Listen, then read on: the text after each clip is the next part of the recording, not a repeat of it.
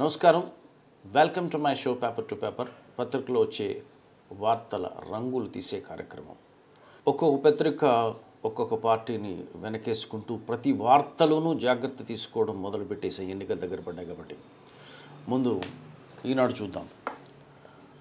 పేదలందరికీ కనీస ఆదాయం, కాంగ్రెస్ అధ్యక్షుడు రాహుల్ గాంధీ హామీ, ఛత్తీస్గఢ్ రైతు ర్యాలీలో ప్రకటన. మంత్కి ఇంత పోయేలాగా ప్రతి పేదకి ఇచ్చేస్తామని ప్రకటించారు. ఇది కాంగ్రెస్కు సంబంధించినటువంటి వార్త. కాంగ్రెస్ తెలుగుదేశంతో ఉండేటువంటి దోస్తీ తెలిసిందే కాబట్టి అది చాలా టాప్లో ఈ వార్తని ఇచ్చినటువంటి అంశం మనం చూస్తున్నాం. అట్లాగే కేసీఆర్ది అక్కడ ఎట్లయితే ఇక్కడ అట్లా అని మేము కూడా పూర్తి స్థాయి బడ్జెట్ ప్రవేశపెడతాం, కేంద్రం ఎట్లా చేస్తే అట్లా అని కేంద్రంతో తందానా అని ఎట్లా అంటున్నారో కేసీఆర్ ఒక్కసారి చూడండి అని. సో బీజేపీకి టీఆర్ఎస్కి ఉన్న చెలిమిని కొంటెగా టచ్ చేశారు. ఇక ఆంధ్రజ్యోతి విషయానికి వచ్చేసరికి ఇక్కడ మెల్లగా బ్యూరోక్రసీ మీద ఆంధ్రజ్యోతి దృష్టి సారించింది. టీఆర్ఎస్ పాలనలో ఎలా ఉంది, అధికారులు ఎట్లాగా వేధిస్తున్నారు అని చెప్పే ప్రయత్నం చేస్తూ జనార్దన్ రెడ్డి ఆకస్మిక బదిలీ అని, హెచ్ఎండిఏ కమిషనర్గా ఉన్న ఆయన అమెరికాకు వెళితే ఆయన మీద ఎట్లా వేటు వేసేశారు అంటూ ఈ జనార్దన్ రెడ్డికి ఆయన ఆంధ్రజ్యోతి క్యారెక్టర్ సర్టిఫికెట్ కూడా ఇస్తుంది. అత్యంత నిజాయితీపరుడు అనేటువంటి అంశాన్ని రెండు సందర్భాల్లో రాసి ఒకవేళ ఈయన్ని పక్కన పెట్టడానికి కోకాపేట భూములే కారణమా అని ఒక ప్రశ్న వేసింది. అంటే మెల్లగా మొదలుపెట్టింది అనమాట. అంటే టీఆర్ఎస్ పాలనలో అధికారులకు ఎన్ని కుట్లు ఉన్నాయో ఒక్కసారి చూస్తారా అని. ఇక సాక్షి విషయానికి వచ్చేసరికి ఎమ్మెల్యే నిధులు మంత్రులు పాత పద్ధతిలోనే నయా ఏసీడీఎఫ్ విధానము. ఒక్క ఎమ్మెల్యేకు ఏటా 3 కోట్లే, కానీ 50% నిధులపై ఎమ్మెల్యేలకు అధికారం, జిల్లా మంత్రికి మరో 50% నిధుల పెత్తనం అంటూ చక్కగా ఎట్లాగా ఎమ్మెల్యేలకి నిధులు వస్తున్నాయి, వాటిని ఏ విధంగా ఖర్చు పెట్టబోతున్నారు అనేటువంటి అంశాన్ని, అట్లాగే దేశ రక్షణలో రాజీ లేదనేటువంటి మోడీ అంశాన్ని కూడా ఇచ్చారు. అయితే పైన చిన్న ఇండికేటర్లో భాగంగా రాహుల్ గాంధీ చేసిన ప్రకటన పేదలకి కనీస ఆదాయం ఇస్తామనేటువంటిది చాలా చిన్నగా ఇచ్చి చిన్నబుచ్చారు. వీటన్నిటిని చాలా పెద్దది చేసుకుని సో టీఆర్ఎస్కి అనుకూల వైఖరిని చాలా జాగ్రత్తగా ఇందులో చూపించే ప్రయత్నం చేశారు. ఇక నమస్తే తెలంగాణకు వచ్చేటప్పటికి తప్పనిసరిగా టీఆర్ఎస్కి సంబంధించింది ఉంటుంది. అయితే ఇక్కడ వాతావరణం అలాంటివి ఉండాలి, ప్రతి పైసకు లెక్క ఉండాలి, రానున్న 5 ఏళ్లను దృష్టిలో పెట్టుకుని బడ్జెట్ ఉండాలి అనేది.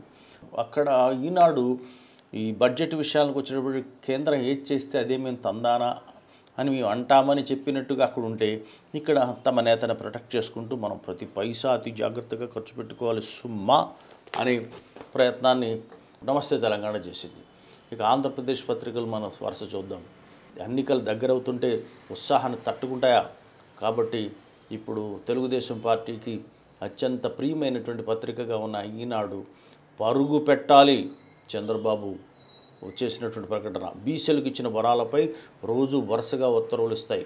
మేము ఇచ్చిన వరాలు ఎప్పుడో అమలు జరగడం కాదు, ఇప్పుడే ఎలక్షన్స్ ముందే స్టార్ట్ చేసేస్తాం. ఫిబ్రవరి 2, 3, 4 తేదీల్లో పింఛన్ల పంపిణీ, అసెంబ్లీ ముందుకు కాపు రిజర్వేషన్ బిల్లు వెంటనే చట్టం చేసేస్తాం అక్కడ. కాబట్టి ఎక్కడ ఆగేది లేదు, అన్ని ఎలక్షన్ ముందే జరిగిపోవాలి. ఎలక్షన్ ముందే మీరు చేతిలో క్యాష్ చూసుకోండి మరి అని చంద్రబాబు ఇచ్చినటువంటి ప్రకటనని మరింత ల్యూర్ చేస్తూ ఊరిస్తూ ఈ పత్రిక ఇచ్చేసింది. ఇక 2 సార్లు కాంగ్రెస్ ముఖ్యమంత్రిగా చేశారు విజయభాస్కర్ రెడ్డి. వాళ్ళ అబ్బాయి కోట్ల సూర్యప్రకాష్ రెడ్డి ఇప్పుడు కాంగ్రెస్ నుంచి తెలుగుదేశంలోకి చేరుతున్నారు. ఇదేమిటి, ఆ ఇంటిలోకి చేరడం ఎలా ఉంటాయి? రెండు ఒకటే కదా, కాంగ్రెస్ తెలుగుదేశం పార్టీలు రెండు మధ్య మైత్రి ఏర్పడిన తర్వాత సో వంటింట్లోంచి నట్టింట్లోకి వచ్చినట్టు ఉంటుంది. ఇల్లు కూడా మారినటువంటి పరిస్థితి ఉంటుంది. ఇది పెద్ద మార్పా, నిజానికి ఇది జంపో ఏమాత్రం కాదు. అయినప్పటికీ కూడా దానికి చూసారా మరి తెలుగుదేశంలోకి ఏ విధంగా వస్తున్నారు అనేటువంటిది. అట్లాగే రాహుల్ గాంధీ ఇచ్చినటువంటి భరోసా దానికి సంబంధించి వచ్చారు. ఎక్కడ నరేంద్ర మోడీ కానీ అలాంటి బీజేపీకి సంబంధించిన కానీ అలాంటి వార్తలు ఏమీ ఎక్కడ కనిపించట్లేదు. మొత్తం ఇదే పూర్తి కిక్కిరిసిపోయినటువంటి పరిస్థితి కనిపిస్తుంది. ఇక ఆంధ్రజ్యోతి అవధులు ఉంటాయా? సో కాబట్టి తెలుగుదేశమే ఆంధ్రజ్యోతి, ఆంధ్రజ్యోతి తెలుగుదేశం అనేటువంటి నమ్మకాన్ని మరింత పెంచే విధంగా ఇప్పుడు ఇచ్చినవి కొన్నే, మేనిఫెస్టోలో మరిన్నో. నేను జస్ట్ శాంపుల్ ఇస్తున్న వరాలు మేనిఫెస్టోలో చూసుకోండి, ఇక మామూలుగా ఉండవు అని దాదాపుగా బిల్డర్ చెప్తుంటారు కదా.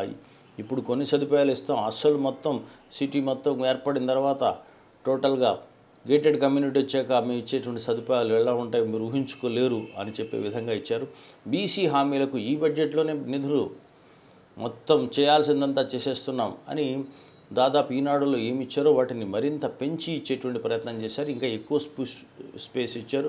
అట్లాగే కలెక్టర్ని, రెవెన్యూ ఇబ్బందికి కూడా హుకుం జారీ చేస్తున్నారు. మీరు నా దగ్గర పుస్తకం నాలెడ్జ్తో నా దగ్గర మరి ట్యాంట్రమ్స్ చేయకండి, నేను ఆచరణ నుంచి వచ్చిన వారు నాకే చొక్కాలు చూపిస్తారనేటువంటి అంశాన్ని వార్తను కూడా ఇచ్చారు. ఇక సాక్షి విషయానికి వచ్చేటప్పటికి ఆంధ్రప్రదేశ్లో సాక్షి సర్కారీ నివేదికల డేంజర్ బెల్స్ తెలుగుదేశం పార్టీని ఒక పని పెట్టేటువంటి కార్యక్రమం పెట్టింది. పైపొచ్చి ఈ మధ్యకాలంలో తెలుగుదేశం ఆధ్వర్యంలో జయోహో అనేటువంటి బీసీ గర్జన జరిగింది కదా.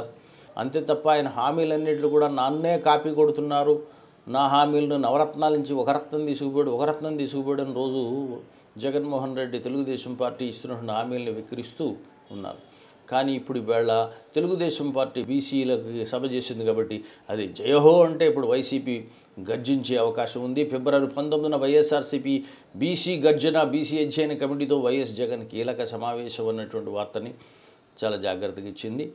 సో ఇక ఇవి ఈ ఆంధ్రప్రదేశ్కి సంబంధించినటువంటి వార్తలు. ఇక జాతీయ దినపత్రికలకు వచ్చేసరికి సో ఎలక్షన్ మూడ్ ఉంటుంది కానీ మరీ అంత తీవ్రంగా ఉండేటువంటి పరిస్థితి కనిపించట్లేదు. కాకపోతే కర్ణాటక రాజకీయానికి సంబంధించి Kumaraswamy upset by Congress carping threatens to step aside, Siddaramaiah loyalists spark crisis forced to apologise. ఇప్పుడు కాంగ్రెస్కి అట్లాగే అక్కడ ఉండేటువంటి జేడీఎస్కి మధ్య నెలకొని ఉన్నటువంటి వివాదం కొంచెం ముదిరినట్టుగా కనిపిస్తోంది. కాబట్టి కుమారస్వామి అప్సెట్ అయ్యే అవసరమైతే రాజీనామా చేస్తాననేటువంటి ఒక హెచ్చరికని, బెదిరింపును కూడా చేశారు. సో దానికి సంబంధించి ఒక వార్తని కీలకంగా క్యారీ చేశారు. ఇది యాక్చువల్గా కాంగ్రెస్ జేడీఎస్ల మధ్య మైత్రి బాగుండాలని కోరుకోవడంలో హిందూ దినపత్రిక జాగ్రత్తగానే ఉంటుంది. ఎందుకంటే ఇది బీజేపీ వ్యతిరేక ప్రభుత్వం కాబట్టి. Rahul promises income guarantee to the poor అనేటువంటి వార్తను కూడా ఒక ప్రామినెంట్గా ఇచ్చే ప్రయత్నం చేసింది. టైమ్స్ ఆఫ్ ఇండియాకి వచ్చేసరికి Rahul raises populist anti promises poor minimum income అని. ఇక్కడ ఈ స్కీమ్ని రాహుల్ స్కీమ్కి కొంచెం చిన్న స్టిక్కర్ వేసింది. ఇది మామూలు స్కీము, ప్రజా ఉపయోగకరమైనటువంటి స్కీమ్ అనేది అనుకోకండి. ఇది జనాకర్షక స్కీము, ప్రజల ఓట్లను గుంజుకునే స్కీమ్ అనేటువంటి సెన్స్ని హెడ్లైన్లో ఇచ్చే ప్రయత్నమే చేసేటువంటి అంశం కనిపించింది. సో కాబట్టి ఇది ప్రధానమైనటువంటి వార్త. డెక్కన్ క్రానికల్కి వచ్చేటప్పటికి అమ్మో రాహుల్ గాంధీ ఇచ్చినటువంటి మినిమం కనీస ఆదాయ ప్రకటనకి పటం కట్టేసింది. కాంగ్రెస్ భక్తి అక్షరంలో కనిపిస్తోంది. Hailing move as historic. Congress chief says all poor will get fixed amount transfer to account. మొత్తం పేదలందరికీ కూడా తమ ఖాతాల్లోకి డబ్బులు వస్తాయి అని. ఏ విధంగా వస్తాయి, జీఎంఐ అంటే ఏమిటి, గ్యారంటీడ్ మినిమం ఇన్కమ్ అంటే ఏమిటి, దానికి ఎంత ఖర్చు అవుతుంది, సో ఇవన్నీ మొత్తం టోటల్ బడ్జెట్ వివరాలన్నీ కూడా చాలా చక్కగా మంచి బ్రోచర్లు ఇచ్చినట్టుగా ఇచ్చేసింది డెక్కన్ క్రానికల్. సో ఇది ఈనాటి దినపత్రికలో వచ్చినటువంటి వార్తలు. సో బీసీలకు సంబంధించినటువంటి ఓట్ల మీద దాదాపుగా అందరూ ఎగబడుతున్నారు. మరి ముఖ్యంగా ఇప్పుడు ఆంధ్రప్రదేశ్లో పోటీ వచ్చేసింది. ఆయన జయహో అని ఆయన పెడితే ఈయన గర్జన అని ఈయన పెడుతున్నారు. చంద్రబాబు అది జయహో, అట్లాగే జగన్మోహన్ రెడ్డి గర్జించబోతున్నారు.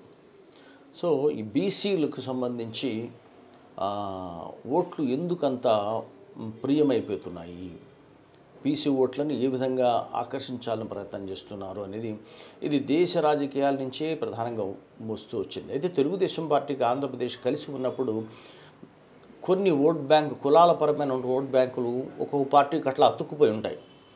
చాలా కాలంగా ఆంధ్రప్రదేశ్లో కాంగ్రెస్కి షెడ్యూల్ కులాల ఓట్ బ్యాంక్ అట్లా అతుక్కుపోయి ఉండేది.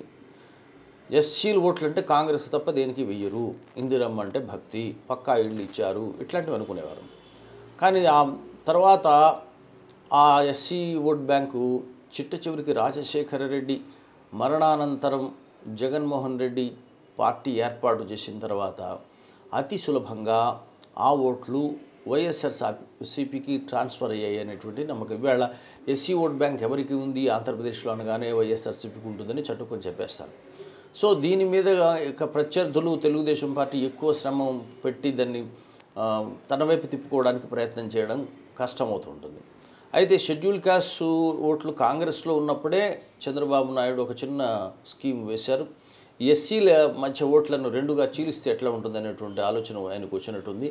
సో కాబట్టి అప్పటికే మాకు ఎస్సీల మధ్య కొంత అసమానతలు ఉన్నాయి రిజర్వేషన్స్ విషయంలో అనేటువంటి ఆందోళన ఉండడం వల్ల ఆందోళనను ఉపయోగించుకుని సో వర్గీకరణ చేశారు. ఏబీసీ వర్గీకరణకి తల ఊపారు, చేశారు. దాంతో ఏమైపోయిందంటే రెండుగా ఏర్పడ్డాయి. అప్పుడు వర్గీకరణ వల్ల లబ్ధి పొందుతామనుకున్నటువంటి ఒక ఉపకులం తెలుగుదేశం పార్టీకి మేలు చేసి పెట్టేటువంటి ప్రయత్నం చేసింది.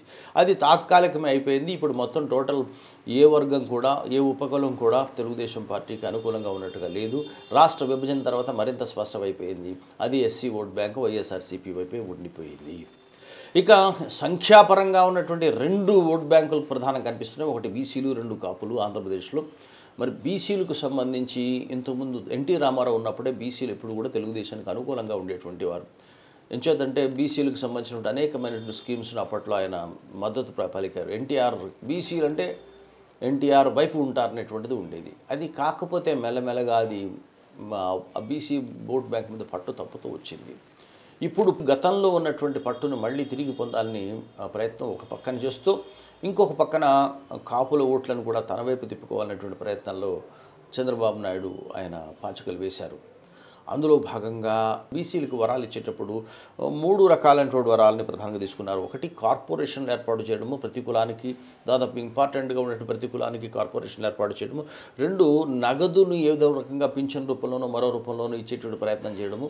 సో మూడవది ఈ వాళ్ళకి సంబంధించినటువంటి కోటా అనమాట. ఇప్పటి నుంచి చాలా లాంగ్ పెండింగ్ డిమాండ్స్ కొన్ని ఉన్నాయి. ఎప్పటి నుంచో రజకులు తమల్ని బీసీల్లో ఉన్నటువంటి రజకులు ఎస్సీలు చేర్చమని కోరుతున్నారు. అదేవిధంగా అగ్నికుల క్షత్రియులు అంటే మత్స్యకారులు ఎప్పటి నుంచో తమని ఎస్టీలో చేర్చమని కోరుతున్నారు. ఈ రెండింటిని నేను తక్షణం చేస్తాను, చాలా సానుకూలతో వ్యవహరిస్తానటువంటి అంశం ఆయన చెబుతూ వచ్చారు.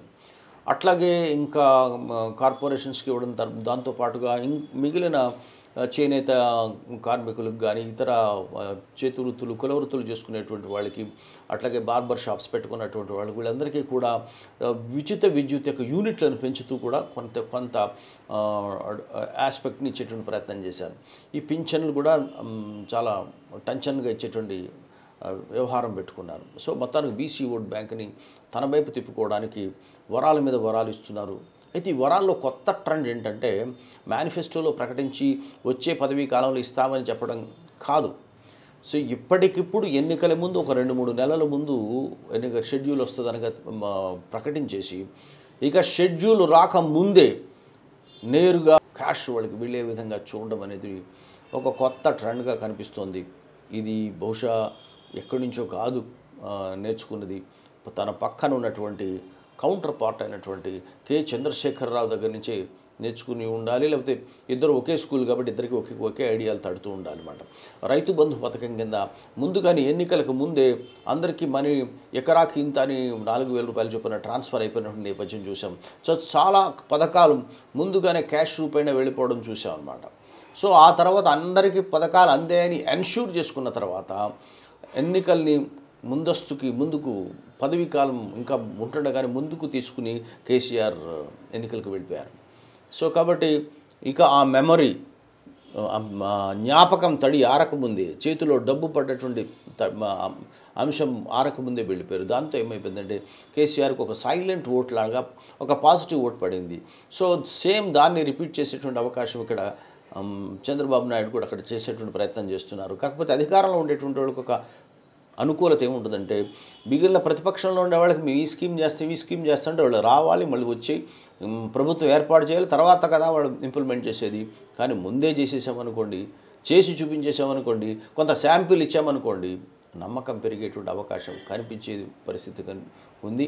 ఒకవేళ సర్వేలు కొంచెం ఓట్ బ్యాంక్ తగ్గింది, ఓట్ల శాతం తగ్గే అవకాశం ఉంది తెలుగుదేశం పార్టీ అని ఇటీవల కాలంలో సర్వేలు వెల్లడించినప్పటికీ కూడా ఒక రకంగా సర్వేలు ఆయన్ని ఎలక్ట్ చేసినట్టుగా కనిపిస్తున్నాయి. కాబట్టి వరాలు ఇవ్వడం విషయంలో దాదాపు మిగిలిన వారందరికన్నా యమ స్పీడ్లో కనిపిస్తున్నారు. దానికి తోడు వాళ్ళ పార్ట్నర్గా ఉండబోతున్నటువంటి కాంగ్రెస్తో సానుకూల వైఖరి ఉన్నటువంటి చంద్రబాబు నాయుడు కాంగ్రెస్ కూడా ఇంకా ప్రకటించింది, కొత్త స్కీమ్ ఒకటి తీసింది రాహుల్ గాంధీ ప్రకటించేశారు. దాదాపు ఏ నిరుపేదకైనా సరే కొంత క్యాష్ అట్లా ట్రాన్స్ఫర్ అయిపోతుందని. కానీ కాంగ్రెస్ అధికారంలో లేదు కాబట్టి, కేంద్రంలో అధికారంలో లేదు కాబట్టి చేసి చూపించలేరు. ఆల్రెడీ అధికారంలో ఉన్నటువంటి బీజేపీ ఎలక్ట్ అయ్యే అవకాశం కనిపిస్తూ ఉంది. మొత్తానికి అధికారికంగా ఓటరు చేతులు పైసా ఎట్లా పెట్టాలి, ఎన్నికల తరలో ఓటర్లకి డబ్బులు పంచుతారనేటువంటి పార్టీలు పంచుతారనేటువంటి విమర్శను పక్కన పెట్టండి. అసలు ఎన్నికల వేళ ఓటుకి ఎంత ఇచ్చేస్తారా, ఏ పార్టీలు ఎంత ఇస్తాయనేటువంటిది అది ఎప్పుడు జరిగేటువంటిది విషయమే. కానీ అధికారంలో ఉన్నటువంటి వారు అసలు అధికారికంగా డబ్బుని పింఛన్ రూపంలోనో వరం రూపంలోనో క్యాష్ని అట్లా చేతులు తడిపేయడం అనేటువంటిది ఓటర్కి ముందుని సంతృప్తికి గురి చేయడం అనేటువంటి ఒక కార్యక్రమాన్ని పెట్టుకున్నారు. అది ఇటీవల కాలంలో ఎన్నికల కాలంలో వచ్చినటువంటి ధోరణి. నిజానికి బీసీలకు సంబంధించి ఈ వరాలు ఇవ్వడం వల్ల ప్రయోజనం ఏ మేరకు ఉంటుందని చూసినట్టయితే పెద్దగా ప్రయోజనం ఉండే అవకాశం లేదు. ఎంచేతనంటే వ్యవసాయ రంగం కునారిల్లిపోయింది. దాని మీద ఆధారపడినటువంటి చేతి వృత్తుల వారు దానిని ఏ విధంగా నుంచి బయటపడదామనేటువంటి ప్రయత్నంలో ఉన్నారు. తమ పిల్లల్ని మళ్ళీ ఆ కుల వృత్తుల నుంచి బయటికి తీసుకొచ్చేటువంటి ప్రయత్నంలో ఉన్నారు. అందుకోసం కోటా ఇస్తానంటే, రిజర్వేషన్ ఇస్తానంటే అది అమలు జరుగుతుందా లేదా అనేటువంటి లేకుండా ఆశపడుతున్నారు. తమ పిల్లల్ని చదివించుకోవచ్చు అనేటువంటి. కాబట్టి కోటా అనేది క్యాష్ ఎంతగా మురిపిస్తుందో కోటా కూడా అంతగా మురిపించే అవకాశం ఉంది. కానీ ఇవన్నీ అధిక శాతం విద్య, అధిక శాతం ఉపాధి ప్రైవేటు రంగంలోనే ఉంది. అక్కడే రిజర్వేషన్స్ వర్తించవు. కాబట్టి ఏ రాజకీయ పార్టీ ఏం చేసినా కూడా ఆచరణలో వాళ్ళకి జరిగేది వేరు. వాళ్ళు నిజంగా అభివృద్ధి చేయాలంటే ఉండాల్సిన పథకాలు వేరు, చేయాల్సిన పద్ధతి వేరు. కానీ అందరూ జనాకర్షక పథకాలతోనే వెళుతున్నారు. ఇది ఈనాటి కామెంట్. దీనికి సంబంధించినటువంటి ఒక టుమ్రీ వేసుకుందాం. అడ్వాన్స్ బుకింగ్, ఓటర్ని ముందుగానే బుక్ చేసి పెట్టుకోవడం. ఆ రోజు ఓటర్ని ఆకర్షించడానికి పెద్ద ఏముంది, ముందుగానే మనం జస్ట్ అడ్వాన్స్ పేమెంట్ ఇచ్చేసామనుకోండి, గవర్నమెంట్ తరఫునో లేకపోతే మరొక తరఫునో, అది కూడా అఫీషియల్గా పింఛన్ రూపంలో వరం రూపంలో ఓటు మన వైపు వచ్చి పడి ఉంటుంది అనేటువంటి కార్యక్రమం అన్నమాట. పుటక నుండి చావు దాకా పైసలిచ్చు వరాలు, పుటక నుండి చావు దాకా పైసలిచ్చు వరాలు, బాబుగారి చేతికసలు ఉన్నాయా నరాలు, బాబుగారి చేతికసలు ఉన్నాయా నరాలు, పని ఉన్నా పడుకున్నా ఇస్తారట పింఛను, పని ఉన్నా పడుకున్నా ఇస్తారట పింఛను, ఓటు సైరను మోగకుండా పేమెంటు టంచను, ఓటు సైరను మోగకుండా పేమెంటు టంచను. ఇంకా ఓట్ల సైరన్ మోగలేదు, పేమెంట్ చేతికి వచ్చి పడిపోయే అవకాశం ఉంది. ఇక ఓటర్ మరి ఏం ఆలోచిస్తారు ఫలితాల్లోనే తెలిసే అవకాశం ఉంటుంది. ఇది ఈనాటి పేపర్ టు పేపర్. సబ్స్క్రైబ్ చేయండి, చేయించండి, షేర్ చేయండి. బాయ్.